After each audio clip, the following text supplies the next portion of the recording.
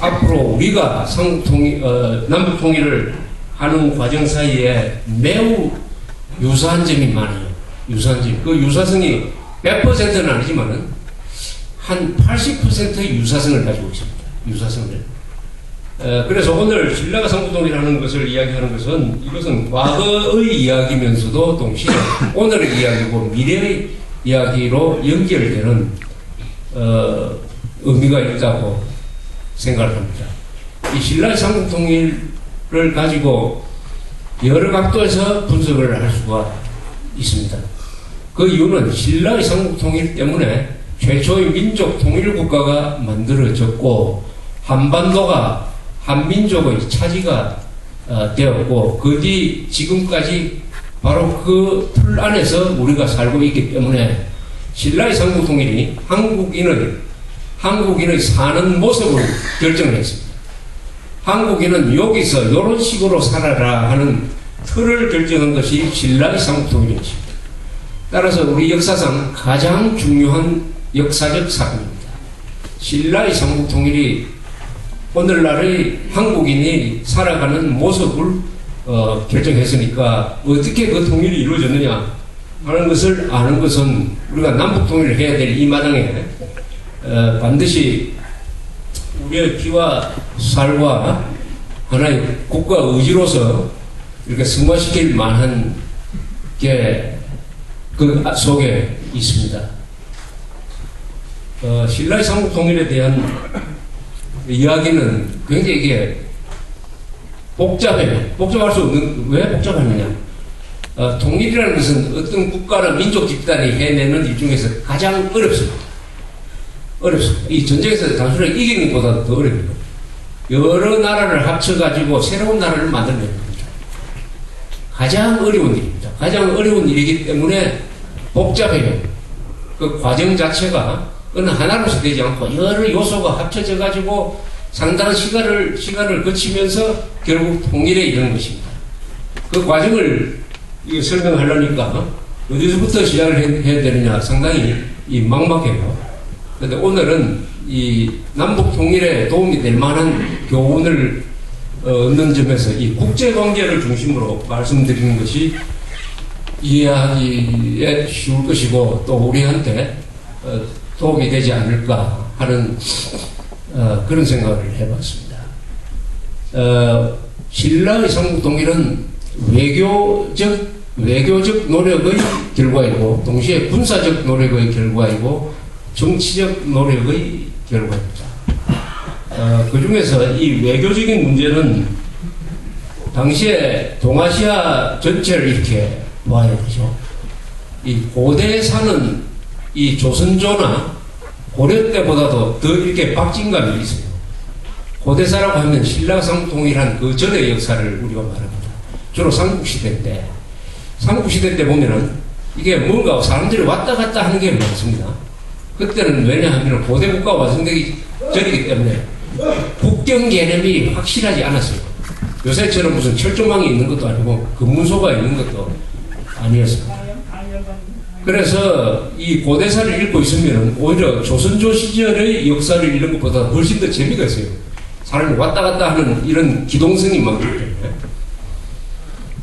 신라가 삼국통일한 것에서 제일 중요한 사건은 중국에서 수나라, 당나라의 등장입니다. 당나라 이전이 수나라인데 같은 계통이죠. 수나 당이나 그 나라를 만든 사람들은 유목민족화된 유목민족 출신의 중국 사람 이렇게 보면 됩니다.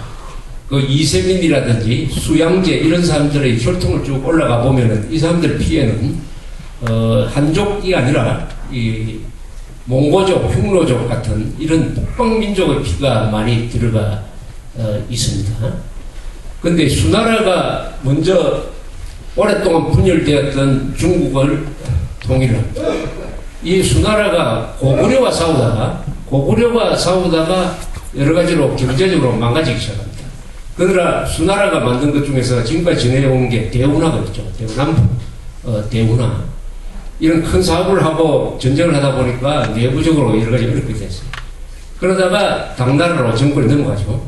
쿠데타가 나가지고 수누라 수와 당은 같은 맥락으로 보시면 됩니다. 당나라 또한 고구려와 싸워서 고구려를 정복하는 것을 국정 목표로 했습니다. 그 당시에 한반도에서는 무슨 일이 일어나고 있었느냐 하면은 그게 이제 서기 640년 이 무렵입니다.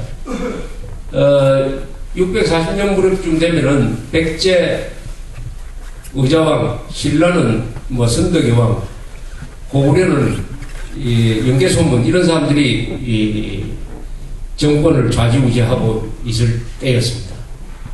이 신라, 백제, 고구려 중에서 특히 이 백제하고 신라가 옛날부터 싸움을 제일 많이 했습니다.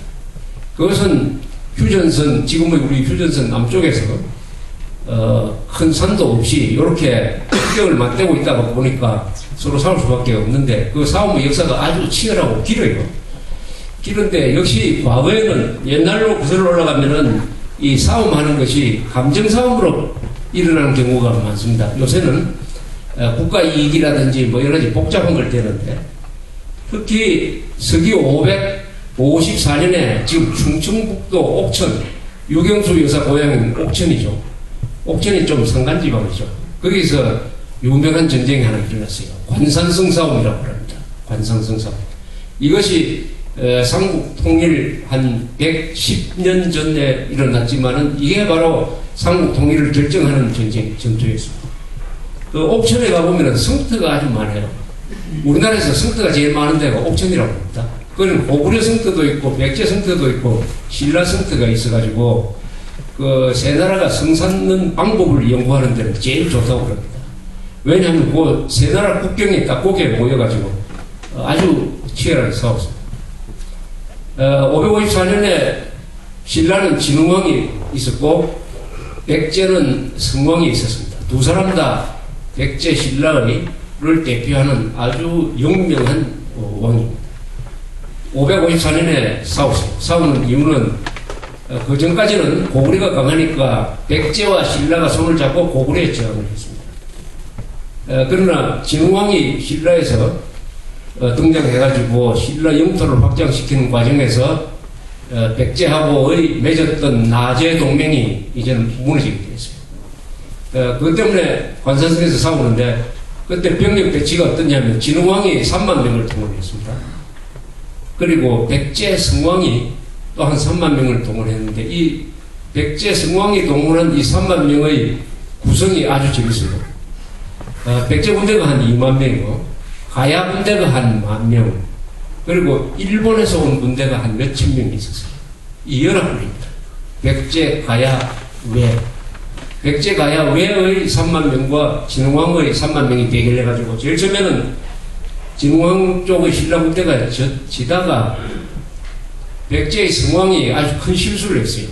전쟁을 지휘하는 아들한테 위로차 가기 위해서 한 50명이 되는 기병을 이끌고 가다가 신라의 매복에 걸렸습니다. 그래서 잡혔어요. 왕이 잡혀버렸습니다. 그래서 현장에서 그냥 참수를 해버렸습니다. 목을 쳤어요. 목을 쳐가지고 시체를 돌려주지도 않았습니다. 그걸 어디 땅속에 묻어가지고 건물 앞에 땅속에 묻어가지고 신라 사람들이 맨날 밟고 다니도록 했어요. 그러니까 백제 사람들이 얼마나 원한에 사무치겠습니까?